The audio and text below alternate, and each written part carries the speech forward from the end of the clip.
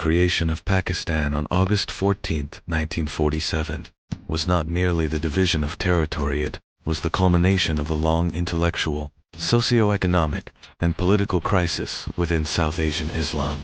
Pakistan emerged from fear, negotiation, ambition, and identity, shaped by forces far deeper than a single resolution or leader.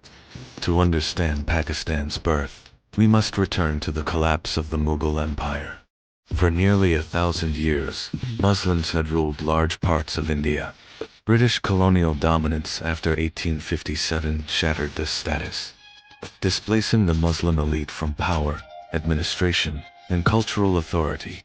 English replaced Persian, Western education replaced traditional systems, and Muslims, once rulers, became a politically insecure minority. This crisis produced an intellectual split that still defines Pakistan today. On one side stood Sir Syed Ahmad Khan and the Aligarh movement, advocating modern education, cooperation with the British, and political safeguards for Muslims. Sir Syed believed Muslims would be permanently dominated in a Hindu-majority democracy unless they organized separately. On the other side emerged the Deoband school, which rejected Western influence and promoted religious orthodoxy. Ironically, many Deobandi scholars supported a united India, arguing that Islam could survive without a separate state. This divide, modernist versus religious, would later resurface in Pakistan's ideological struggles. The roots of the two-nation theory predated the 20th century. Thinkers like Ahmad Sirhindi and Shah Walila emphasized Muslim distinctiveness, warning against cultural assimilation. Sir Syed transformed these ideas into politics after the Urdu-Hindi controversy of 1867, concluding that Hindus and Muslims were separate nations, competing for power. British colonial policies accelerated this division. The 1871 census rigidly categorized Indians by religion, turning identity into statistics. Muslims discovered they were majorities in Punjab and Bengal but minorities in India as a whole. The decisive step came in 1906, when Muslim leaders demanded separate electorates at Shimla. The British accepted. From that moment, Muslim politics followed a separate constitutional path, incentivizing religious mobilization. Yet ideology alone did not create Pakistan. Economic realities mattered.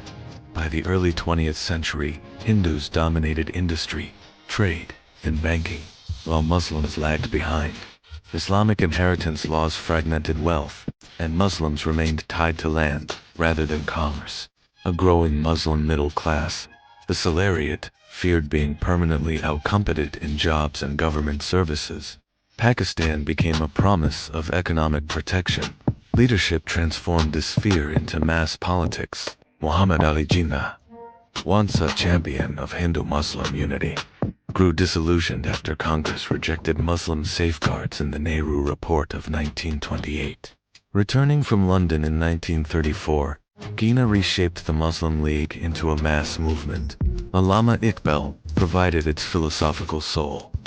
In 1930, he envisioned a Muslim homeland, where Islam could function as a complete social system, not merely a private faith. His poetry ignited Muslim youth, turning politics into purpose. The turning point came in 1937. Congress swept provincial elections and governed without the Muslim League. Policies like Banda Mataram and educational reforms convinced Muslims that Congress represented Hindu dominance, not secular nationalism.